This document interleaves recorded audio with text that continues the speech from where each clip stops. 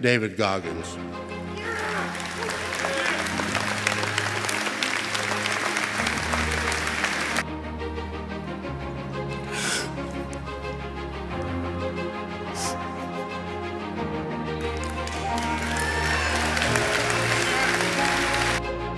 Who never picked me up, who never picked me up when I fell. She taught me how to get up when I was knocked down. I thank my uncle for always being there for me.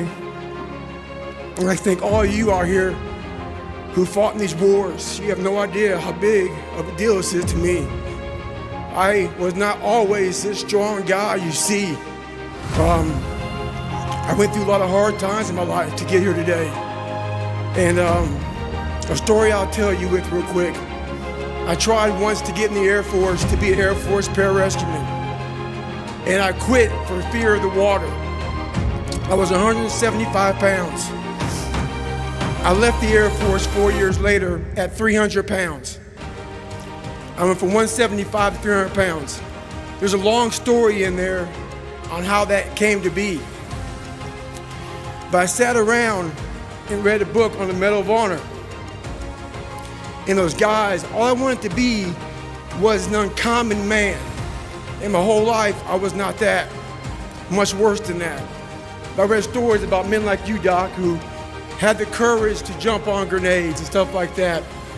So I came home one day from working at a job called Ecolab where I sprayed for cockroaches. Made $1,000 a month, weighing 300 pounds. And I got home and I watched a show on Discovery Channel of guys carrying boats and logs, Navy SEAL training. And I decided to make a change in my life.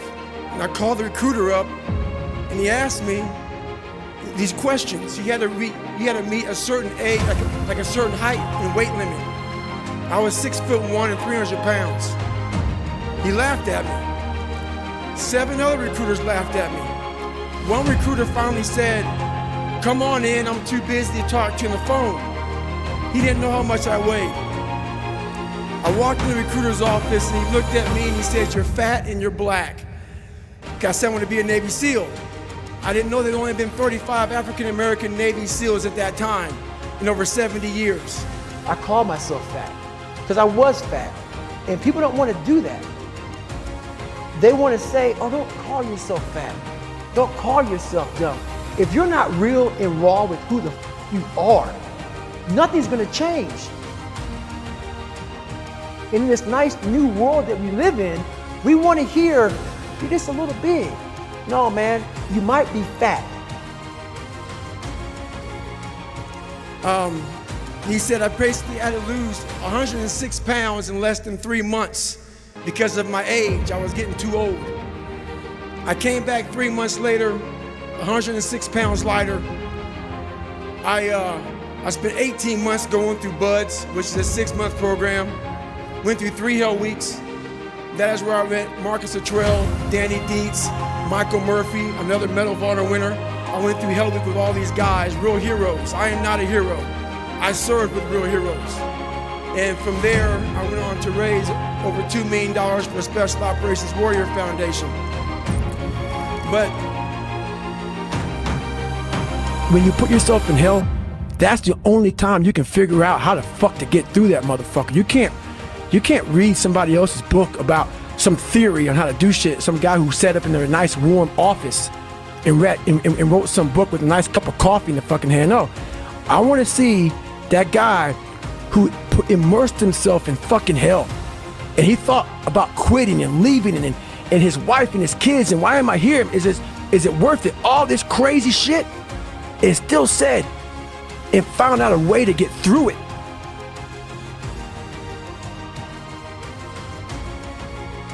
The reason why we go back to old habits is because our goals are too lofty. We're not achieving our goals fast enough. So what happens is, you know what? Oh man, we're very impatient nowadays. For me, it was good. I didn't have a phone. I was out of this world by myself. It was a race against David Goggins. It wasn't a race against, God, I don't look good for this person or that person. It was me. I got to change myself. So for me, if I lost 5 pounds in a week, I got a feeling. I allowed myself to feel proud of that. I didn't look at, I gotta lose 106 pounds. I'm like, man, I went from 297, now I'm 292. In 1 week, man, I'm killing it. We're not proud of ourselves for the small accomplishments. What we need is we need this monstrosity of a thing to happen and say, I did it. Nah. You have to go into those dark chambers that we often shut off, and you gotta open them up. You gotta open up and fight that fucking demon, get in there, talk to that motherfucker and say, what's up?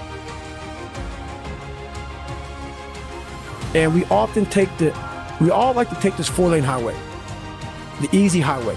It has fucking signs, it has restaurants. We all love that 4-lane highway. We always step over the shovel. And all I did was I picked up that fucking shovel, and that shovel, I made my own path. And you may have big boulders and shit. They may be getting 200 miles up the road faster than you. But going through this path of life, this journey over here that you make yourself, that's incredibly difficult. When it comes out the other end of that motherfucker, is some glorious shit that you can't even explain to people. There's a process that you have to go through, and patience is the process.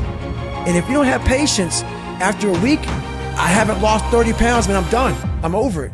So that's what I found out with people, man. They're not patient enough to realize and to enjoy the moment, not live in it, just enjoy it.